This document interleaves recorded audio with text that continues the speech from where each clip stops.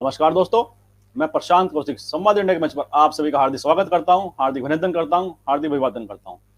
जैसे कि आप सभी जानते हैं, संवाद इंडिया के मंच पर विभिन्न विषयों पर राजनीतिक चर्चा हम आपके सामने लेकर उपस्थित होते रहते हैं। और आज भी उसी कड़ी में एक बहुत ही महत्वपूर्ण चर्चा हम आपके सामने लेकर उपस्थित हुए हैं। लेकिन चर्चा की शुरुआत से पहले हमारा आप सभी से आग्रह है कि अगर आपने संवाद इंडिया चैनल अभी तक सब्सक्राइब नहीं किया तो कृपया उसे सब्सक्राइब कर दें, साथ ही बेल आइकन जरूर दबाएं, जिससे संवाद इंडिया की अपडेट आपको समय से मिलते रहें। संवाद इंडिया के मंच पर आज की हमारी राजनीतिक चर्चा है महाराष्ट्र की राजनीति को लेकर। जैसे कि आप सभी जानते हैं कि पिछले कुछ महीने महाराष्ट्र की राजनीति में बड़ा उथल पथल वाले रहे हैं। और जिस तरह से शिवसेना के अंदर एक ग्रुप ने शिवसेना को पूरा एक कमजोर भी कर दिया है और बाहर आकर उन्होंने बीजेपी के साथ मिलकर सरकार बना ली है। तो ऐसे में उद्धव ठाकरे वाली शिवसेना या शिंदे गुट वाली शिवसेना कौन असली है, जो शिवसेना कार्यकर्ताओं को समर्थन किसे हासिल है, यह आज बड़ा सवाल बना हुआ है। और जिस तरह से लगातार इस विषय पर उठापटक चल रही है, एक दूसरे पर आरोप प्रत्यारोप लग रहे हैं।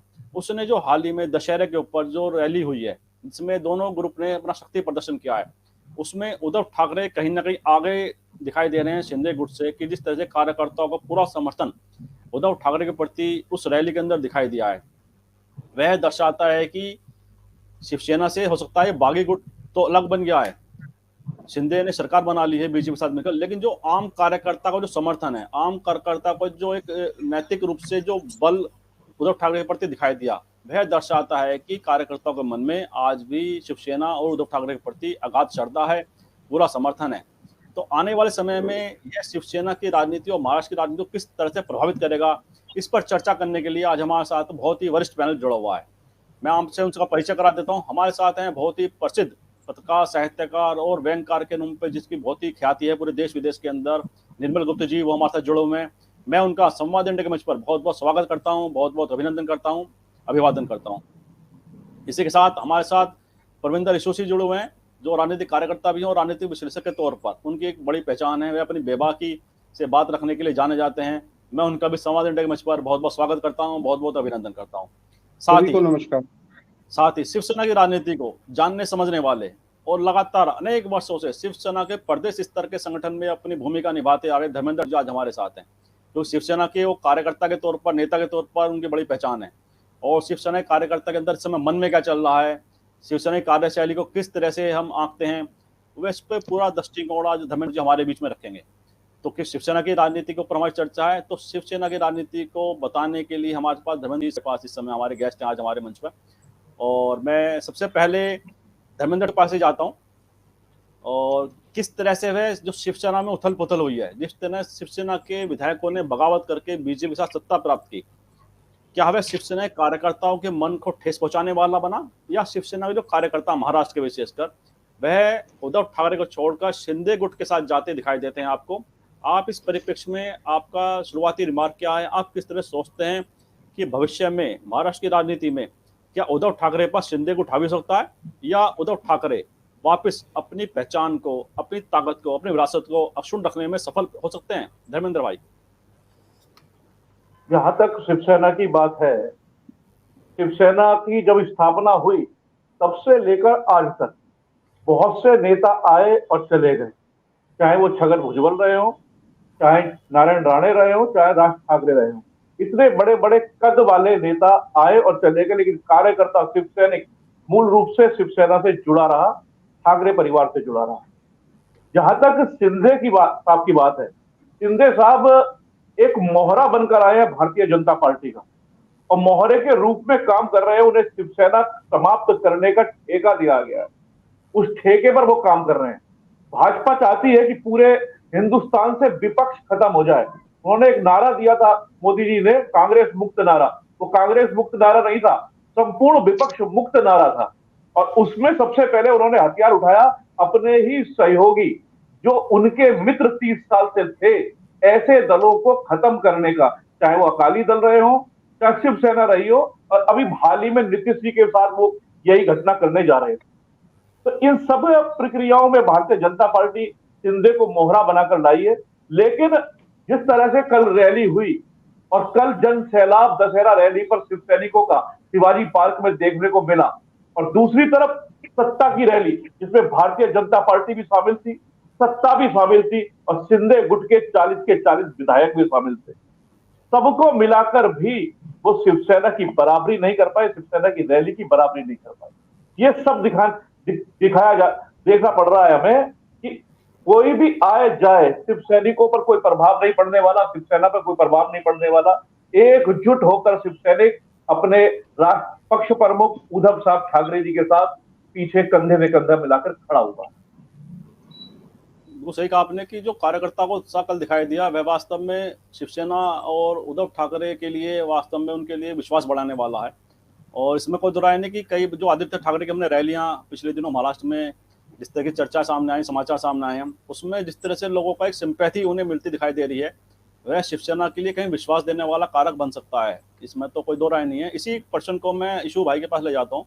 परमेंद्र इशू, जैसे कि धर्मेंद्र तोमर जी ने बताया कि बीजेपी के द्वारा जिस तरह से अपने अलायंस को भी कमजोर किया जा रहा है और वह केवल एक छत्र एक पार्टी के तौर पर सामने आना चाहती है, तो ये क्या बीजेपी की जो टैक्टिक्स है, रणनीति है राजनीति को लेकर कि वह हिंदुत्ववादी चेहरे के वाली पार्टी के रूप में भी केवल अपने को दिखाना चाहती है, जैसे हिंदुत्ववादी जो चेहरा है शिवसेना का चेहरा है राजनीति में आपके प्रशांत जी, पहले तो मैं सभी अपने भाइयों को, धर्मेंद्र जी को और बहुत सीनियर हमसे हैं निर्मल गुप्ता जी को दशहरे की बहुत बहुत बधाई देना चाहता हूं, सभी को प्रणाम कहना चाहता हूं। प्रशांत भाई, हमें एक चीज समझनी पड़ेगी।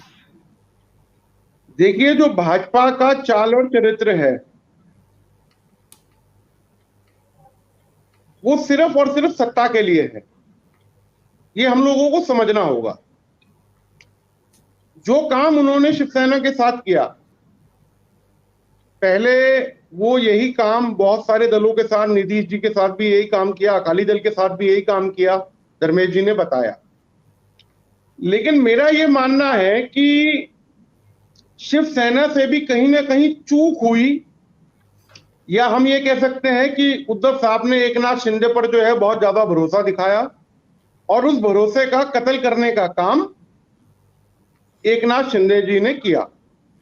देखिए, राजनीतिक तौर पे अगर देखा जाए तो सत्ताएं आती और जाती रहती हैं, इसका कोई परमानेंट तो कोई कभी सत्ता में रहता नहीं। लेकिन भाजपा जिस तरीके से शिवसेना को खत्म करना चाह रही है, मैं ये समझता हूं कि एक ग्रेविटी का रूल है कि जितना आप जिस चीज को दबाओगे वो उतना उभरेगी। मैं ये पूछता हूं कि बाला साहब ठाकरे की शिवसेना के अंदर एकनाथ शिंदे जी, जो मुझे पता लगा और जो मैंने पढ़ा और जो सुना कि वो टेम्पू चलाया करते थे, तो ये बाला साहब ठाकरे की शिवसेना में संभव था कि एक टेम्पू चलाने वाला भी विधानसभा का नेता हो सकता है, मंत्री हो सकता है, पार्षद हो सकता है, काउंसलर हो सकता है, क्योंकि लोकतांत्रिक व्यवस्थाएं उन्होंने अपनी पार्टी के अंदर जागरूक कर रखी थी। लेकिन भाजपा ने शिवसेना को खत्म नहीं किया। महाराष्ट्र से नितिन गडकरी आते हैं, उनको राष्ट्रीय कार्यकारिणी से बाहर कर दिया। उसी नागपुर से जहां मुख्यमंत्री देवेंद्र फडणवीस साहब रहे, भाजपा ने तो अपने नेता को भी खत्म कर दिया। देखिए, भाजपा कभी ये चाहती ही नहीं कि कोई सही आदमी काम करने वाला पोस्ट पर बैठे। भाजपा का सिर्फ इस समय एक ही एक एजेंडा है, किसी भी तरीके से कहीं भी सिर्फ सरकार बनाना उनका मकसद है। अंबानी और अडानी जिस तरीके से उन लोगों को फाइनेंस कर रहे हैं, ये सरकार गिराने में वही पैसा काम आ रहा है। लेकिन देखिए, मैं शिवसेना में तो कभी नहीं रहा और पार्टी का संविधान धर्मेंद्र जी मुझसे बेहतर जानते होंगे शिवसेना का। उन्होंने कहा पार्टी में लोग आते हैं और जाते हैं, लेकिन प्रशांत जी, मैं हमेशा से कहता आया हूं कि हम लोगों को पार्टी के जो राष्ट्रीय अध्यक्ष हैं, जिनको सत्ताएं मिली हैं, दिक्कत क्या है कि विपक्ष में तो हमें सारी बातें याद रहती हैं, लेकिन सत्ता आते ही हम उस संगठन को भूल जाते हैं, उस कार्यकर्ता को भूल जाते हैं, उस नेता को भूल जाते हैं जिसने हमारे लिए खून पसीना एक करके हमारी सरकार उस प्रदेश के अंदर बनाई होती है। और जहां जहां कार्यकर्ताओं का अनादर होता है वहां भाजपा हावी हो जाती है। भाई, अगर आपने यही सब कुछ करना होता तो ममता बनर्जी की सरकार गिर जाती, अरविंद केजरीवाल की सरकार दिल्ली में भी गिर जाती, पंजाब में भी गिर जाती। तो ये समझने की जरूरत है शिवसेना को भी कि कहीं ना कहीं उन्होंने अपने काडर को नाराज किया, अपने विधायकों से कम्युनिकेशन जो होना चाहिए था, मिलना जुलना होना चाहिए था सरकार के अंदर, वो नहीं हो पाया। जब भी भाजपा को तो आपके घर में कोई कमी है, जब भी तो बाहर वाला आपका फायदा उठा रहा है। और देखिए, आज पैसों में आप बिक गए, सरकार बन गई, लेकिन मैं ये समझता हूं कि उद्धव ठाकरे साहब अगला जो चुनाव होगा उससे कई सीटों पर उनकी सीटें आएंगी और वो महाराष्ट्र के अंदर सरकार बनाएंगे, बशर्ते, मैं निर्मल गुप्ता जी से ये बात कहना चाहता हूं, बशर्ते कह रहा हूं निर्मल सर, आपको अपने काडर, अपने नेताओं पर विश्वास करना पड़ेगा। अगर आप सोचते हैं कि कोठी से राजनीति होती रहेगी और मेरा बेटा करता रहेगा, तो ये साहब अब नहीं चलेगा। देखिए, ये पहले कभी चला करता था कि रानी के पेट से राजा पैदा होता था। आज पार्टियों के अंदर सबसे बड़ी दिक्कत यही है कि अगर उनके पिताजी मुख्यमंत्री हैं तो बेटा भी मुख्यमंत्री होना चाहिए। क्यों होना चाहिए भाई? क्यों होना चाहिए? उस कार्यकर्ता की तरफ ध्यान दो ना भाई, जिसने खून पसीना एक करके आपकी पार्टी को खड़ा किया। अपने काडर पर ध्यान दो। अगर आपने एमएलए से मिले होते, जुले होते, उनके काम किए होते, तो ऐसी नौबत आती ही नहीं। और मुंबई की सरकार में ही, गोवा के अंदर भी जो भी हो रहा है, क्योंकि देखिए, जो अपने आप को बहुत बड़ा ताकतवर आदमी दिखाता है ना, वो दिल से बहुत कमजोर होता है। आज देश के अंदर इतनी बड़ी विडंबना है, लखीमपुर खीरी के अंदर किसान मार दिए गए, उस पर कोई चर्चा नहीं करना चाहता निर्मल जी। गोवा के अंदर अलोकतांत्रिक तरीके से विधायक तोड़े गए, उस पर कोई चर्चा नहीं करना चाहता। महाराष्ट्र के अंदर सरकार अलोकतांत्रिक तरीके से सरकारें गिरा दी गई, लेकिन हम चर्चा क्या करते हैं? हिंदू और मुसलमान, हिंदू और मुसलमान। ये हम जैसे लोगों को भी समझना पड़ेगा कि देश को रोटी की जरूरत है, हिंदू और मुसलमान की जरूरत नहीं है। पूरे दिन नेशनल टीवी पे क्या चलता है, आप मुझे बताओ, क्या चलता है पूरे दिन नेशनल टीवी पे? अब तो उद्धव ठाकरे जी को अपने गली गली, कूचे कूचे, कोर्ट कचहरी की लड़ाई उनके वकील लड़ते रहेंगे। अब आप एक काम करिए, जो लोग आपके साथ हैं, देखिए उद्धव ठाकरे साहब के साथ एक चीज जो मैंने पॉजिटिव देखी कल की रैली के बाद निर्मल जी, वो ये देखी कि उद्धव ठाकरे के साथ शिवसेना का काडर खड़ा है, और जिसके साथ काडर खड़ा होता है वो सरकार बना लेगा। आज नहीं बनाएगा, 5 साल बाद बना लेगा। पैसों के दम पर सरकार बनाई जा सकती, एक बार बनाई जा सकती है। अगर पैसे वाले ही सरकार बनाने में और करने में मदद कर रहे होते तो अंबानी अडानी का सारा परिवार एमपी एमएलए होता आज। अगर ये पैसे से ही सारी चीजें हो रही होती, ठीक है, आप किसी को एक बार खरीद सकते हो, ये जनता है। यहां प्याज पर और पानी पर सरकारें बदल गई। मोदी जी ये भूले बैठे हैं कि हिंदुस्तान की जनता है, ये इनकलाब करना जानती है। बशर्ते हम लोगों को भी चेतने की जरूरत है, पॉलिटिकल पार्टीज को भी सोचने की जरूरत है कि हम अपने काडर से जो दूर हो रहे हैं, भाजपा उसी का लाभ ले रही है। ईशु भाई, आपने बड़ी सही बात कही कि जो पॉलिटिकल पार्टी हमने काडर से दूर हो रही हैं, वह पॉलिटिकल पार्टियों के पतन का भी बड़ा कारण है कि और नेतृत्व के जो कमजोर हो रहा है कई सारी पार्टियों का, वो वास्तव में इसलिए है कि क्योंकि अपने काडर के प्रति उतना ध्यान न देना। तो इसी मैं प्रश्न को निर्मल जी के पास ले जाता हूँ, क्योंकि निर्मल जी ने राजनीति को बड़े ध्यान से अनेक वर्षों से देखा है, बहुत उनका गहरा अध्ययन है राजनीति को लेकर। और जैसा कि धर्मेंद्र तोमर जी और प्रवीण ईशू ने जो सवाल उठाए, जो उन्होंने बातें कही, मैं निर्मल जी का वो इसी परिप्रेक्ष्य में जानना चाहता हूँ कि वह शिवसेना की जो राजनीति भविष्य की, उसको किस दृष्टिकोण से देखते हैं। और जैसे कल दशहरा रैली पर जो शक्ति प्रदर्शन हुआ, उसमें शिवसेना काडर का उद्धव ठाकरे के प्रति जो समर्थन दिखाई दिया, वह शिवसेना के लिए तो संजीवनी के समान है ही, लेकिन साथ ही जो दूसरी तरफ शिंदे गुट ने जो अपना शक्ति प्रदर्शन किया, उसमें यह कहा जा रहा है कि उसमें बीजेपी कार्यकर्ता, आरएसएस के कार्यकर्ता उस रैली में शामिल हुए। तो 3 समूह का वहां इकट्ठा होना और एक तरफ केवल शिवसेना उद्धव ठाकरे का इकट्ठा होना, इसमें कंपेरिजन भी अगर हम करें तो शिवसेना का उद्धव ठाकरे का पलड़ा भारी दिखाई देता है। इसको आप किस दृष्टि से देखते हैं निर्मल गुप्ता जी? देखिए, उद्धव ठाकरे बाला साहब ठाकरे के पुत्र हैं। सबसे बड़ा एडवांटेज तो हमेशा से उनके पास है, पर उन्होंने उस एडवांटेज का क्या लाभ उठाया? सत्ता में रहते हुए एक दूसरा दल उन्हीं की पार्टी के भीतर से तोड़ के इतने सारे एमएलए को ले गया और ये अपना सत्ता में होते हुए भी, और इनके पास वहाँ के जो विजिलेंस होगी, जो आई इंटेलिजेंस होगी, किसी से भी इन्हें एक सूचना तक नहीं मिली और सब उलट पलट हो गया। यदि यदि वाकई में इनको पता नहीं चला या इन्होंने उसे नजरअंदाज किया या उस समय रहते ठीक से भाप नहीं पाए, तो ये तो एक आपकी राजनीतिक मैनेजमेंट की कमजोरी है। और रही बात, अभी कैडर की बात हो रही थी, प्रशांत जी भी कह रहे थे और लोग भी कह रहे थे, कैडर तो अब सिवाय मुझे बीजेपी के अलावा एक या दो दल और समझ लीजिए, मान लीजिए ममता बनर्जी के पास है। ममता बनर्जी के पास जो कैडर है वो कैडर वामपंथियों का कैडर है, और वही शिफ्ट हुआ उनके पास खाली। ममता बनर्जी के पास अपना कोई इंडिविजुअल कैडर नहीं है। अच्छा, अब रही बात इसकी, बाला साहब की है उद्धव ठाकरे के पास कैडर है, निश्चित रूप से एक आस्थावान सैनिक है जो हर हालत में उद्धव ठाकरे के साथ हैं। पर सवाल ये है कि क्या ये कैडर या ये लोग जो दशहरा रैली में दिखाई दिए, क्या आगे तक इनके साथ रहेंगे? क्या ये लोग ये जो वोट में कन्वर्ट हो पाएंगे?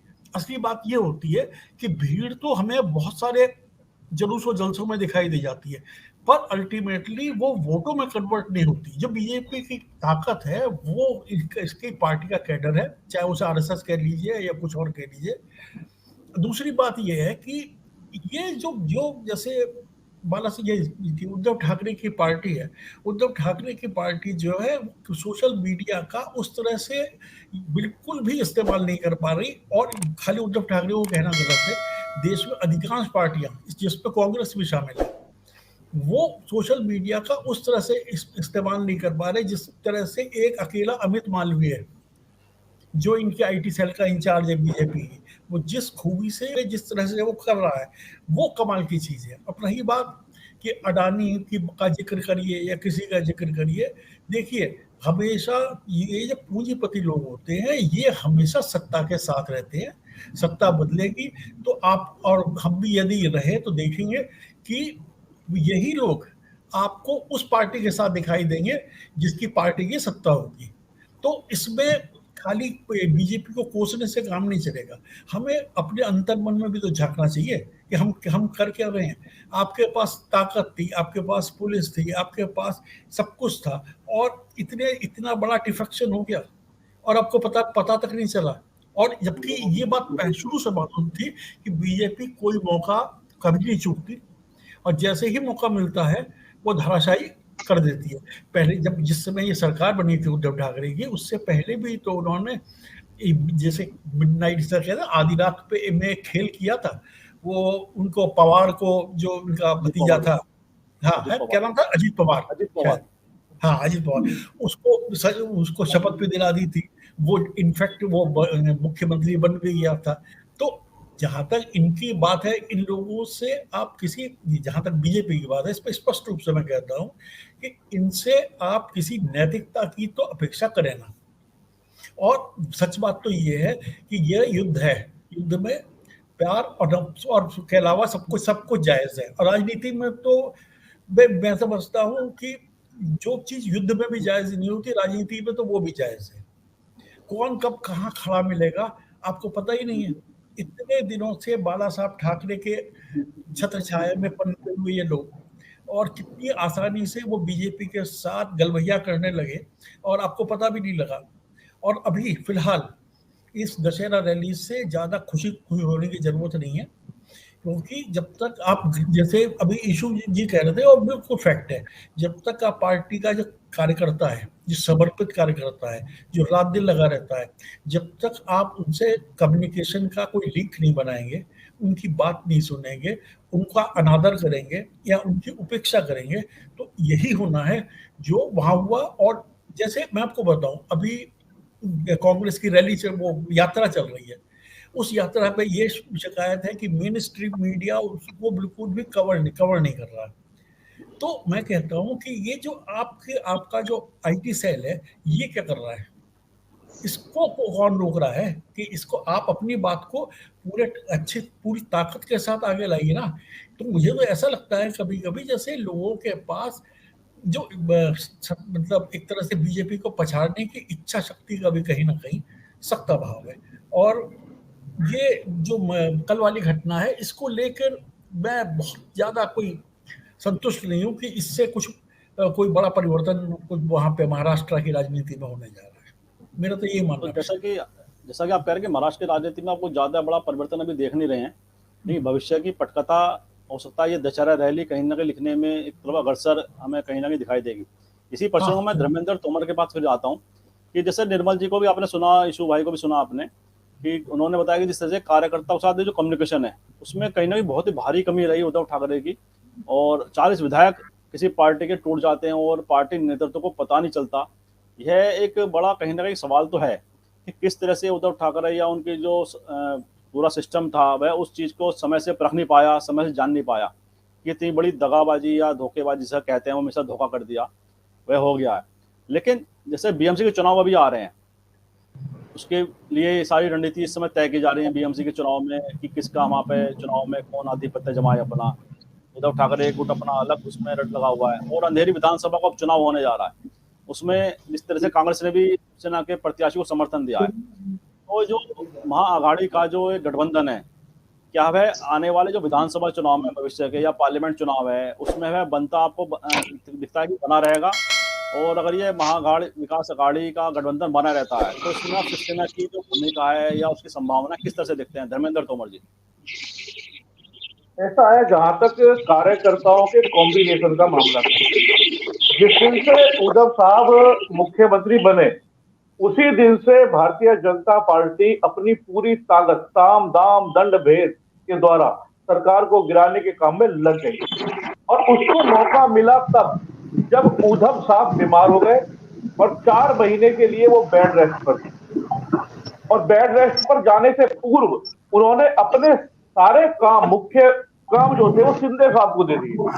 तो शिंदे साहब ये कहें कि जी हमें पूछा नहीं जा रहा था, तो सारी जिम्मेदारियां तो वो ही लिए बैठे थे।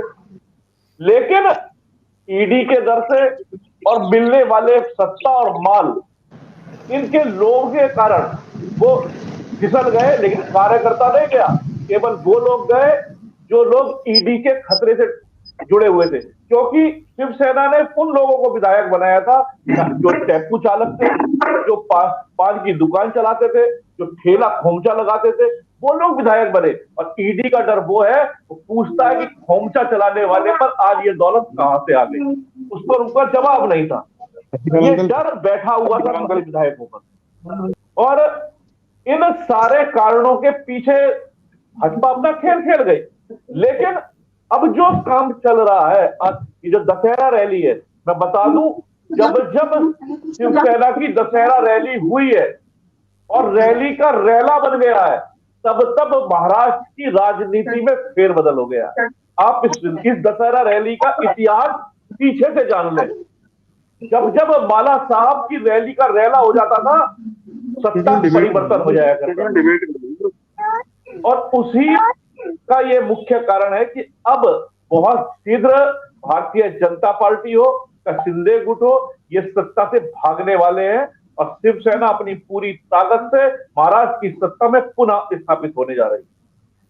जहां तक उद्धव साहब हो चाहे आदित्य साहब हो, दोनों अपने कार्यकर्ताओं, अपने कैडर से लगातार संपर्क में रहते हैं, चाहे वो सोशल मीडिया के माध्यम से हो, चाहे मातोश्री के द्वार हमेशा खुले रहते हैं, कभी बंद नहीं होते कार्यकर्ताओं के लिए। हम जब भी गए हैं हमें हमेशा मुलाकात हुई है, चाहे सेना भवन हो चाहे मातोश्री। तो कैसे कह सकते हैं कि कैडर के लिए दरवाजे बंद थे? उन्होंने केवल उद्धव साहब की बीमारी का फायदा उठाया। सारी जिम्मेदारियां जब अपने पर आ गई और ईडी के डर से और सत्ता के लोभ से और धन के लोभ में भाजपा के हाथों बिक गए। तो ऐसे लोगों का कोई इतिहास नहीं होता है, ऐसे लोग इतिहास में गद्दार कहलाए जाते हैं, और शिंदे गुट के जितने भी विधायक हैं सारे ये गद्दार का लेवल इन सबके माथे पर महाराष्ट्र में लग चुका है, जो कभी मिटने वाला नहीं है। और ये दोबारा कोई भी 40 के 40 में से एक भी विधायक जीत कर नहीं आएगा पुनः, ये मैं लिख कर दे रहा हूं। महाराष्ट्र का इतिहास है, जब आप गद्दारी करिए वो लौटकर वापस नहीं आया। ईशु भाई, जैसा कि धर्मेंद्र जी ने और निर्मल जी ने कहा कि कैडर की जी। बड़ी भूमिका है किसी भी राजनीतिक दल के लिए, और आपने भी उसको उठाया था बड़ी प्रमुखता से कि कैडर की जो कम्युनिकेशन है उससे नेताओं में कहीं ना कहीं अभाव दिखाई देता है, जैसे पार्टी के अंदर परेशानी भी आती है, टूट फूट भी होती है। और जैसे निर्मल जी ने जी कहा कि जो 40 विधायक टूट के गए थे, मतलब ये बड़ा आश्चर्य की बात है। आज भी सभी आश्चर्य करते हैं कि इतनी बड़ी टूट हो गई किसी पार्टी में, उस पार्टी के नेतृत्व को उसका पता नहीं चला। मतलब ये कैसे जी संभव हुआ, कैसे किस तरह से बीजेपी ने इस रणनीति को अंजाम दिया। ईडी की कार्रवाई कर लीजिए, चाहे सीबीआई का डर देख लीजिए, लेकिन फिर भी 40 विधायक किसी पार्टी के टूट जाते हैं तो उस पार्टी नेतृत्व को उसकी पता नहीं चलता, एहसास नहीं होता, ऐसे कैसे हो सकता है? आप क्या सोचते हैं इस बारे में? देखिए प्रशांत जी, मेरी बात सुनिए। देखिए निर्मल जी ने बहुत अच्छी बात एक कही। बात उन्होंने ये अच्छी कही कि जब आप मुख्यमंत्री थे, एलआईयू आपकी थी, पुलिस आपकी थी, इंटेलिजेंस आपकी थी, सब कुछ आपका था, तो आप कहां थे? इसका मतलब आपने सत्ता को सही से नहीं संभाला। ये आपका फेल्योर है। आजकल राजनीतिक दलों की सबसे बड़ी दिक्कत यही है कि कोई अपनी गलती मानने को तैयार नहीं है। हर कोई मोदी और अमित शाह को रोने को तैयार हो जाता है कि साहब उन्होंने ऐसा कर दिया, उन्होंने वैसा कर दिया। अरे यार, आपकी भी तो कोई कमियां रही। मैं कह रहा हूं कि यार भाई 5 एमएलए को ईडी का डर होगा, 10 को होगा, 15 को होगा, 40 को थोड़ी होगा। तो वो किसकी वजह से बिके, किसकी कमी थी भाई? इसका मतलब मुख्यमंत्री रेगुलर जो है अपनी कैबिनेट के साथ नहीं मिलते थे, अपने विधायकों से नहीं मिलते थे। भाई ऐसी कोशिश तो दिल्ली में भी हुई, अरविंद केजरीवाल के विधायक तो नहीं टूटे। ऐसी कोशिश पंजाब में भी हुई, क्यों नहीं टूटे? क्योंकि वो लोग अपने विधायकों से मिल रहे हैं, उनके क्षेत्र में उनके साथ जा रहे हैं। देखिए आज सबसे बड़ी समस्या क्या होने लगी है कि जब से भाजपा मोदी हो गई है, समाजवादी पार्टी अखिलेश हो गई है, कांग्रेस राहुल गांधी हो गई है, ये समस्या आज पार्टियों के साथ खड़ी हो गई है। आप पहले के जितने भी 80s का एरा उठा के देख लीजिए निर्मल जी, कार्यकर्ता का सम्मान कैबिनेट मिनिस्टर से ज्यादा हुआ करता था। भाई ठीक है, आज 2014 का एक चुनाव जो है अलग तरीके से हो गया कि हर हर मोदी, घर घर मोदी। पहले तो लोग आसाराम को भी भगवान ही समझते थे, लेकिन जब बाद में खुला तो आज बापू कहां है? जेल में। और देखिए हर कोई गुजरात में पैदा हो जाने से गांधी नहीं होता। आप समझिए बात को कि हर कोई गुजरात में पैदा हो जाने से गांधी नहीं होता। लालकृष्ण आडवाणी भी तो गुजरात से ही आते हैं। आज उनकी स्थिति क्या है? तो देखिए प्रकृति का नियम है, जैसा आपने बोया है वैसा आप काटोगे। लेकिन उद्धव ठाकरे जी के पास अब बहुत टाइम है। उनका बेटा भी बहुत यंग है, उसे मिनिस्टर बना दिया, क्योंकि चांदी की चम्मच लेके पैदा हुए हैं तो विधायक भी हो गए, मिनिस्टर भी हो गए। देखिए कुछ करने की जरूरत नहीं है। भाजपा को अगर हराना है, एक बहुत सिंपल सा फॉर्मूला है, अपने काडर को, अपने लोगों को, लोगों की पहचान करने में, उद्योगपतियों से दूर और आम जनता के बीच।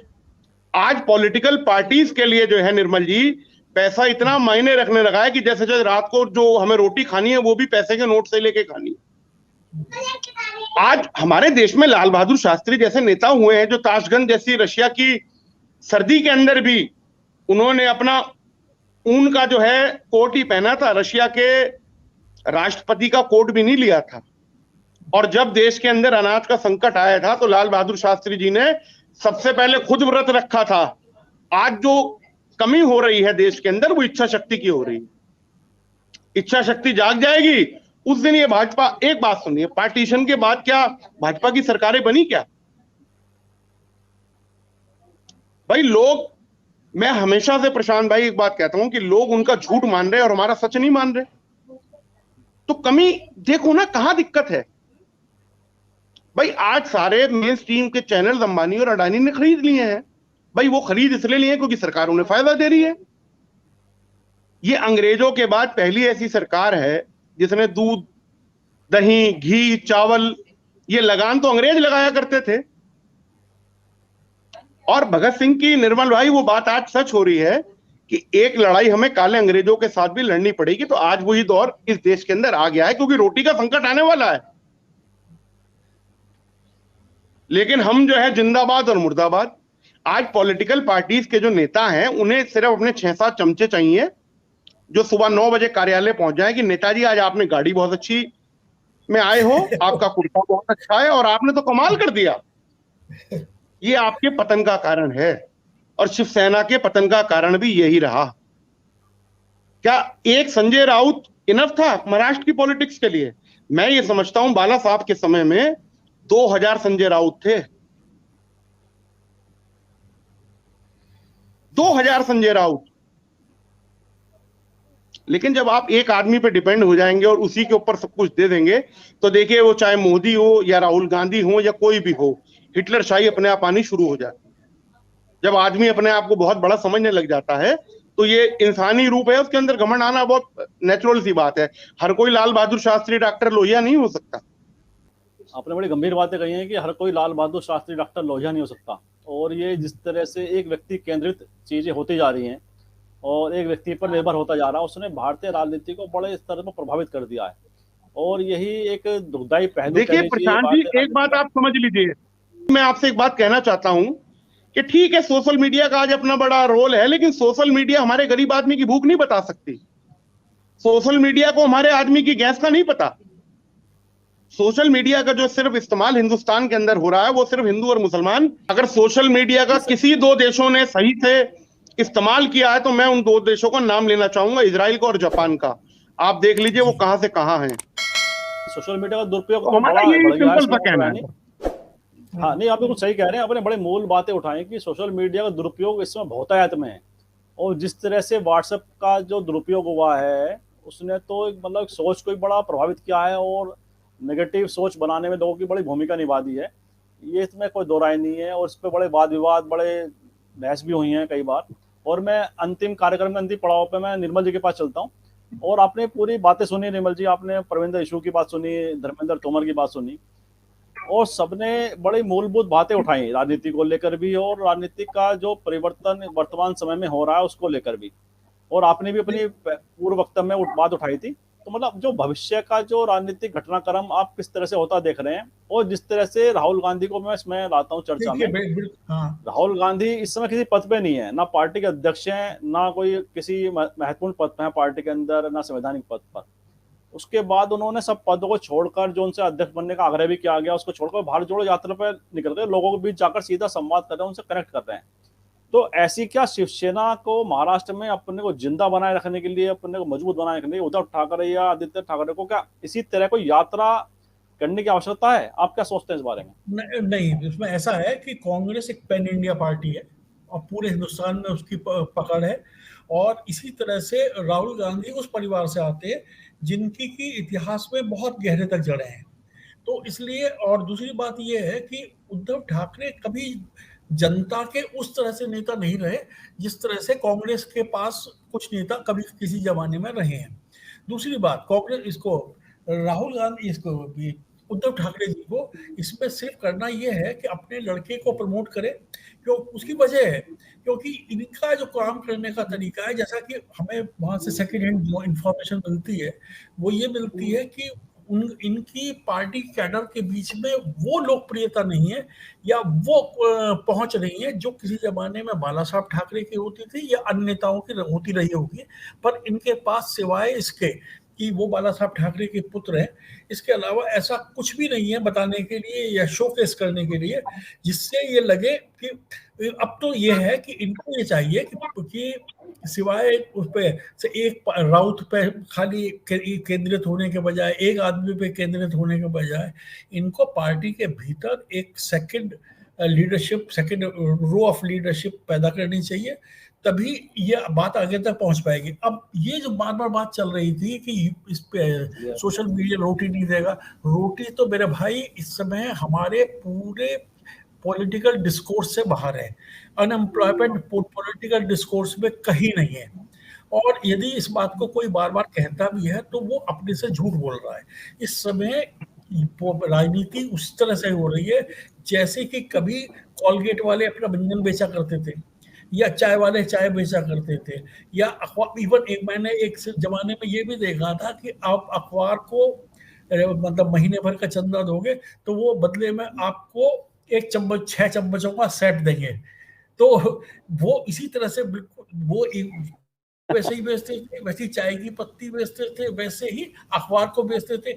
और आज की तारीख में राजनीति भी और राजनीति के अंदर भी ब्रांड स्थापित हो गए हैं, और वही ब्रांड उसी तरह से प्रमोट किए जा रहे हैं, उसी तरह से बेचे जा रहे हैं जिस तरह से कैडबरी की चॉकलेट बिकती है। तो कमर्शियलाइज हो गई हर चीजें, टिकटें भी कमर्शियलाइज हो गई हैं, कॉमर्शलाइज्ड हो गई पूरी तरह से। और आप खुद अपने को देखिए, मैं अपने आप को देखता हूँ, हमारी सोच जो है आज की तारीख में, भाई देख लीजिए कि मजहबी सोच को तो छोड़ दीजिए, अदरवाइज हमारी सोच जो है वो कहाँ अब उतनी पवित्र कहाँ रह गई है।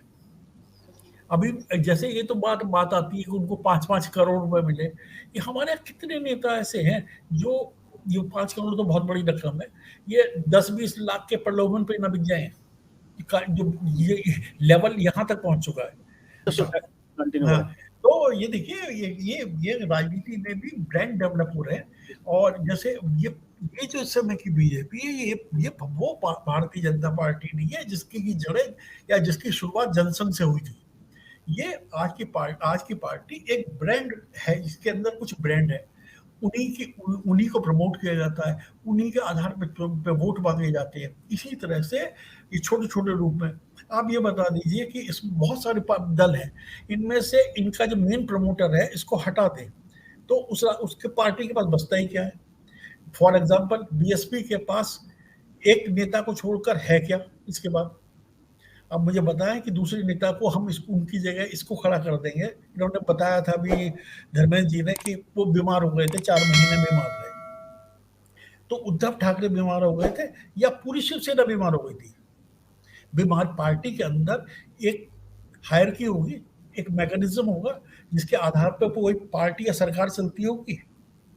यदि वो बीमार थे तो मुख्यमंत्री के दायित्व को भी तो कोई और निभाता होगा। उनके पुत्र भी तो बाकायदा वहां मौजूद थे। यदि डायनेस्टिक पॉलिटिक्स ही वहां पे थी तो भी उनका पुत्र तो वो था, वो क्या कर रहा था, उसे कुछ भी पता क्यों नहीं चला? मैं आपको बताऊं, मैं सरकारी नौकरी में लंबे समय तक रहा हूं। यदि कहीं भ्रष्टाचार का कोई लंबा खेल आपके ऑफिस में हो रहा होता है, जब भले ही वो इंटेलिजेंस ब्यूरो को ना पता लगे, पर हमारे ऑफिस पे काम करने वाले एक चपरासी को और जो चाय की टपरी बाहर लगाता है उस तक को पता होता है कि कुछ ना कुछ खिचड़ी जो है ऑफिस के अंदर पक रही है। और इतनी बड़ी घटना हो रही हो और पार्टी की कैडर को और आपके पूरे जो सरकार, पूरा जो तंत्र है उस पर किसी को ना पता हो, ऐसा कैसे हो सकता है? ये तो फिर सवाल है। हाँ, अब ये तो अपने को छुटलाना है, धोखे देने जैसी बात है, ये हो नहीं सकता। तो इसमें बजाय दूसरों को पे दोषारोपण करने के लिए चाहिए कि शिवसेना का जो तंत्र है वो अपने आप को अपने अंदर झांक के देखे कि उस वक्त ऐसा क्या हुआ था और ऐसा मैकेनिज्म डेवलप करे कि आइंदा से ऐसा यदि उनको मौका मिलता है तो होने ना पाए। और अपनी पार्टी को तो प्रमोट करने के लिए उन्हें जो करना वो करेंगे। बिल्कुल ठीक कहा आपने कि जो पार्टी के अंदर जो मैकेनिज्म ऐसा डेवलप करें कि इस तरह की घटना की ना पुनरावृत्ति हो। और ये तो सवाल है कि शिवसेना की किस तरह से ऐसा घटनाक्रम हो गया कि उन्हें पता ही नहीं चला। और 83 स्टेट में से 40 एमएलए निकल के भाग जाए। एक भाग जाता, 2 भाग जाते, 10 भाग जाते, 40 इतनी बड़ी संख्या निकल गई। तो मतलब ये तो खैर हमेशा एक क्वेश्चन ऐसा लगा रहेगा कि उद्धव ठाकरे की रणनीति पर, राजनीति पर, कि ऐसा कैसे हो गया। बिल्कुल 2-4 तो सर समझ में आते हैं, 10 समझ में आते हैं, लेकिन इतनी बड़ी लोग निकल गए आपके नीचे से और सरकार में होने के बावजूद। हाँ जी, सरकार तो ये सवाल तो बड़ा है ही। और शिवसेना को, उद्धव ठाकरे को पुराने उस विरासत को पाने के लिए बहुत मेहनत करने की आवश्यकता है। और जैसा आपने कहा, आदित्य ठाकरे को आगे बढ़ाएं और आदित्य ठाकरे के बूते पे हुए राजनीति को, अपनी जो शिवसेना की विरासत है, बाल ठाकरे की विरासत है, उसको आगे बढ़ाएं। जैसे कि आप हमारे दर्शकों ने पूरी चर्चा सुनी और हमारे वक्ताओं में जो हमारे अतिथि थे आज की इस परिचर्चा में, उन्होंने बड़े विस्तार से शिवसेना की राजनीति, उद्धव ठाकरे की आने वाली भविष्य की राजनीति को लेकर बहुत सारी बातें बताई। और निश्चित रूप से भारतीय राजनीति और महाराष्ट्र की राजनीति में बहुत सारे घटनाक्रम हमें भविष्य में देखने को मिल सकते हैं। तो हमें उम्मीद है कि हमारे दर्शकों को ये चर्चा जरूर पसंद आई होगी। और इस शब्दों के साथ आज की हम चर्चा को विराम देते हैं। और अपने जो हमारे अतिथि थे, निर्मल गुप्ती जी का बहुत बहुत आभार व्यक्त करता हूँ, प्रवीण इशू का आभार व्यक्त करता हूँ, साथ ही धर्मेंद्र तोमर जो शिवसेना के बड़े पदाधिकारी भी हैं, उनका मैं आभार व्यक्त करता हूँ कि उन्होंने अपनी उपस्थिति से और अपने विचारों से हमारे दर्शकों को निश्चित रूप से अच्छी जानकारियाँ देंगी। इसी शब्द के साथ आज की चर्चा को विराम देते हुए मैं आप सबका आभार व्यक्त करता हूँ, हार्दिक अभिनंदन करता हूँ, हार्दिक अभिवादन व्यक्त करता हूँ। और साथ ही आप सभी से मैं आग्रह करता हूँ कि संवाद इंडिया की इस वीडियो को आप लाइक करें, शेयर करें, कमेंट करें, साथ ही सब्सक्राइब करने के साथ बेल आइकन जरूर दबाएं, जिससे संवाद इंडिया के अपडेट आपको समय से मिलते रहे। आप सभी का बहुत बहुत धन्यवाद, बहुत बहुत अभिवादन।